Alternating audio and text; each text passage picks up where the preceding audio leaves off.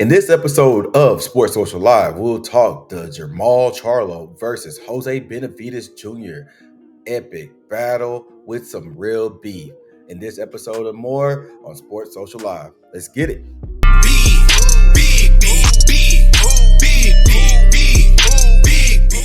What's going on, fight fans? It's Lance Hayes with Sports Social Live, and in this episode, we'll discuss Jermall Charlo versus Jose Benavidez Jr. in a epic battle to me because it is packed with real beef. It seems like Jermall Charlo is coming back in full force, and he has something to say and something to prove due to a long layoff, where he handled some mental reasons, some mental issues, and some personal things that he was going through. He conquered those issues. Now he's getting back in the ring with Jose Benavidez Jr. Jose Benavidez Jr., you might remember him from a couple of movies. Creed, I think it was okay. His performance was good. He made his bag there. And he was in the ring. He fought some great fighters, Terrence Crawford being one, and he was in the ring with other people and allowed him to get some notoriety. He is known for being the brother of David Benavidez and the son of Jose Benavidez Sr.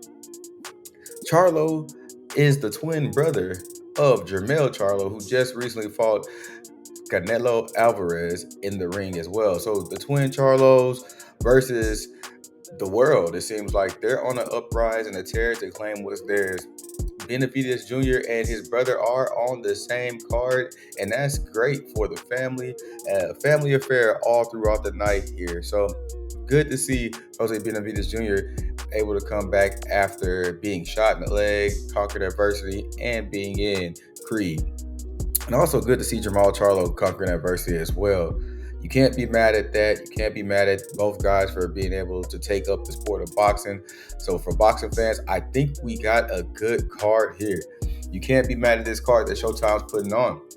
The main event, the undercard event, and tons of kind of heated battles down below on the undercard. But let's get into the pre-fight. I want to talk about the pre-fight because the build-up is as much as important as a fight, as much as important as what happens after the fight. The pre-fight build-up kind of brings in the casuals. It brings in those fans that might be on the fringe. And that's why I like to talk about the pre-fight build-up, to see if the pay-per-views will do any justice for promoting companies or for the sport of boxing as a whole. And I just like looking at the business because why not? Boxing is a fickle business. It's up and down, a lot of changes. It's kind of a wild west of business, but when it's marketed right and you are able to capture that casual audience, we have those big, huge fight nights that I grew up having and I loved. So the pre-fight build up here, let's talk about it. The pre-fight build up, you saw the virtual press conference, Brian Custer and Jermall Charlo and Jose Benavidez Jr. That virtual kind of press conference was wild. Insults thrown left and right. I love the insults, actually. I'm a fan of it. I made a video about it earlier. It was great. I would have said the same thing if I was in both fighters' positions. I had to laugh. You had to chuckle because Jose Benavidez Jr. had his shots. Jermall Charlo had his shots. He talked about the mental health, talking about getting shot, literally. So you can't beat the pre-fight build-up. As they rolled into the week and they had that actual press conference there at the weigh-ins, you saw the animosity. Kind of not a fan of that press conference right there from Jose Benavidez Jr. He kept on standing up, getting riled up. Jermall Charlo was able to kind of maintain calm, cool, and relatively collected there. I thought he did a great job at that press conference. Jose Benavidez Jr. seemed like he was just on edge and just testy for no reason. The Boo-Boo Andrade antics didn't help, but it was kind of weird to see Jose Benavidez Jr. so wired up. Maybe he brings that into the ring. Maybe he's able to use that and channel that into an upset victory of Charlo. But we have to see once they get in the ring. I have to see it. I have to see Jose Benavidez Jr. put together a full fight, and I just have to see it. So with Charlo, he seems calm, cool, and relatively collected, right? contrary to previous ways that Charlo has been, I mean, you got to give it the growth, maturity, and conquering that adversity. So I like what I saw from Charlo.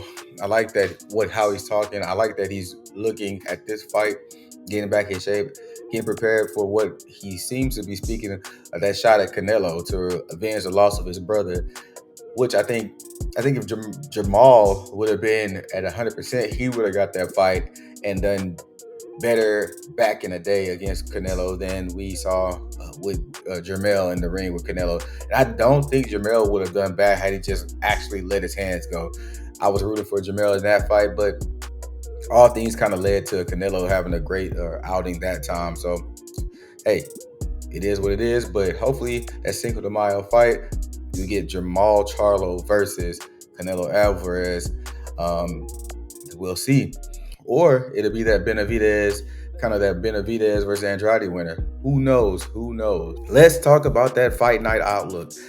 I am a fan of both types of fighters, but I can see Jermall Charlo having some success during the night.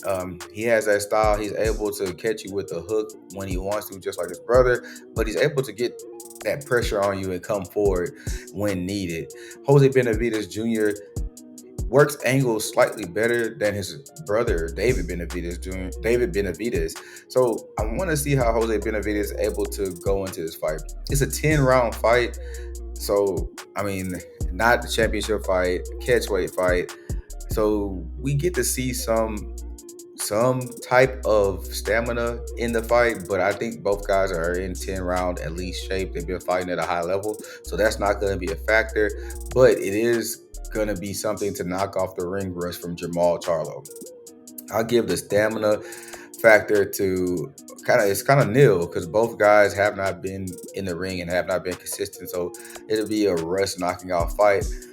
Jermall Charlo can come in there and be successful if he has been in shape, and he looks like he's in shape thus far. Both guys look like they're in shape.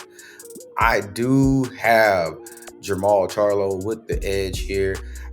That Montiel kind of stagnant fight seemed like a one-off, and as he went into those mental issues, but it looks like he's here, he's focused, and you got to think about it. He's trying to shoot for that big shot and get the bag with Canelo. So he's going to have to put on a performance here to get that type of money and get that shot. So is David Benavidez. So Jose Benavidez Jr. is here, has to come in and try to knock Charlo out the running. Do you think it's going to happen? Let me know down below in the comments. Let's roll into the betting lines of this fight. We always want to make a little money on boxing. Boxing is one of the better sports to bet on, right?